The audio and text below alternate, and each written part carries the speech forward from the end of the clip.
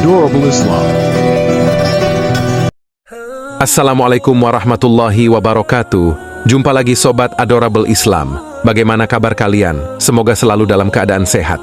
Pada video kali ini kita akan membahas cerita yang berjudul Kisah Khalid bin Walid, sahabat Nabi yang dijuluki pedang Allah. Sobatku yang beriman, siapa yang tidak tahu Khalid bin Walid? Sahabat Nabi Muhammad yang satu ini merupakan seorang pejuang sekaligus panglima perang Islam yang tersohor pada masanya.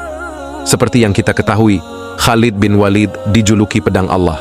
Saking istimewanya, gelar tersebut diberikan langsung oleh Rasulullah karena keahliannya dalam berperang. Sebagai umat Islam, memahami kisah Khalid bin Walid akan membantu kita mengenalnya lebih dekat. Saking hebatnya, Khalid bin Walid tidak pernah kalah dalam setiap peperangan yang ia pimpin. Khalid bin Walid menjadi panglima perang militer Islam dari era Nabi Muhammad hingga Khalifah Umar bin Khattab. Penakluk Persia dan Romawi ini memiliki banyak keistimewaan yang tidak dimiliki oleh panglima lainnya, seperti dikutip dari buku para panglima perang Islam yang ditulis oleh Rizm Aizid. Salah satu keistimewaannya yaitu berhasil menyatukan Arabia untuk pertama kalinya dalam sejarah. Bahkan, ia berhasil membentuk entitas politik yang bersatu dan disebut sebagai kekhalifahan. Selain itu, Khalid bin Walid juga menjadi satu-satunya panglima tertinggi pada masa Nabi Muhammad dan para penerusnya. Ide-idenya yang cemerlang, taktik perangnya yang jitu, hingga keperkasaannya yang tiada tara membuatnya menjadi sosok yang sangat hebat. Khalid bin Walid juga menjadi juru tulis Rasulullah. Gelarnya sendiri adalah Abu Sulaiman. Profil singkat Khalid bin Walid. Mengutip buku Sang Panglima. Tak terkalahkan Khalid bin Walid. Khalid bin Walid adalah sahabat Nabi yang terlahir dari keluarga yang merupakan anggota kaum Quraisy, yaitu Bani Makhzum. Khalid bin Walid lahir tahun 592 Masehi di Makkah, Arab Saudi. Ia berasal dari suku Quraisy. Ayahnya bernama Walid bin Al-Mughirah dan ibunya bernama Lubabah binti Al-Harith. Khalid bin Walid adalah putra dari Walid bin Al-Mughirah, seorang tokoh Quraisy yang awalnya sangat membenci Islam.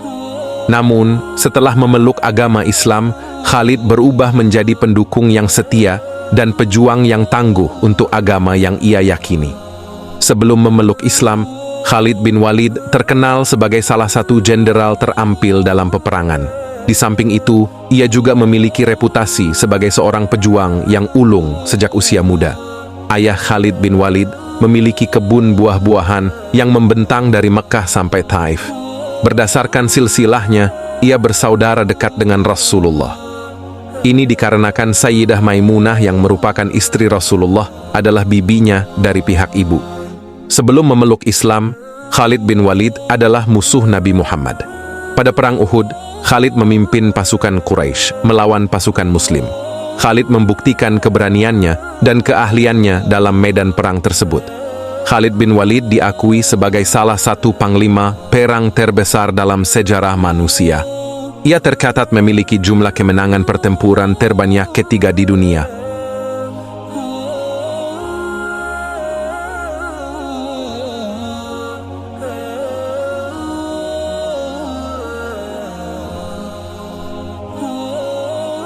Masuk Islamnya Khalid bin Walid.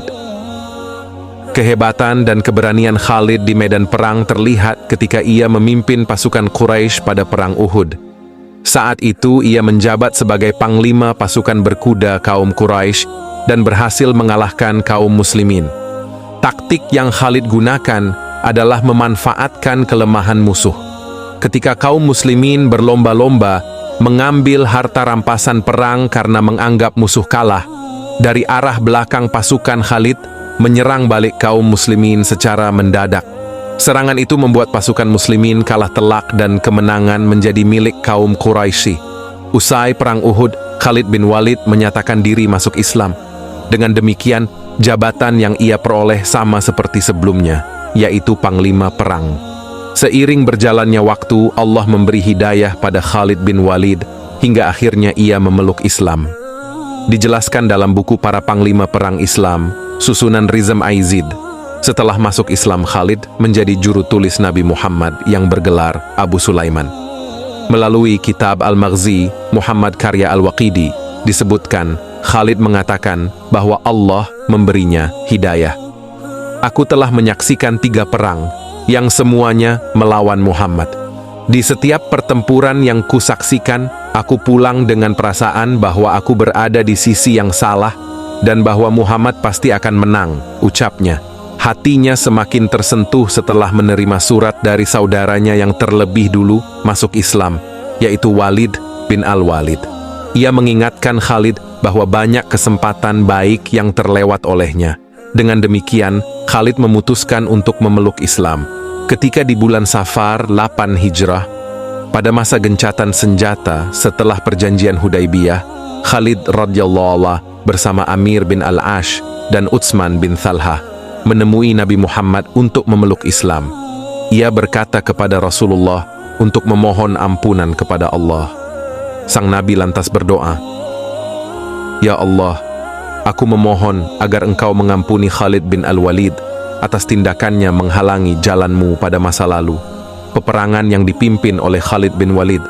Pada era Nabi Muhammad, pertempuran yang dipimpin oleh Khalid bin Walid ialah Perang Mu'tah, pembebasan Mekkah, pertempuran Hunain, pengepungan Taif, pertempuran Tabuk, dan Haji Wada. Ketika Perang Mu'tah, Khalid kehilangan 9 pedangnya. Inilah yang menyebabkan dirinya memperoleh gelar pedang Allah yang terhunus oleh Rasulullah. Sementara itu, pada peristiwa pembebasan Mekkah atau Fatu Mekkah pada tahun 630 Masehi, Khalid bin Walid memiliki andil yang cukup besar dalam mengobarkan semangat pasukannya. Kemudian, di era Khalifah Abu Bakar, Khalid bin Walid memimpin sejumlah pertempuran, seperti pertempuran Riddah, pertempuran Yamamah, serta penaklukan Persia dan Romawi.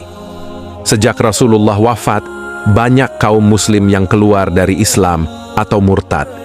Selain itu, banyak juga yang mengaku sebagai nabi selanjutnya dan kemudian diberantas oleh Khalifah Abu Bakar. Salah satu pemberantasan tersebut dilakukan melalui pertempuran Yamamah yang melawan Musailamah Al-Kadzdzab, seseorang yang mengaku nabi.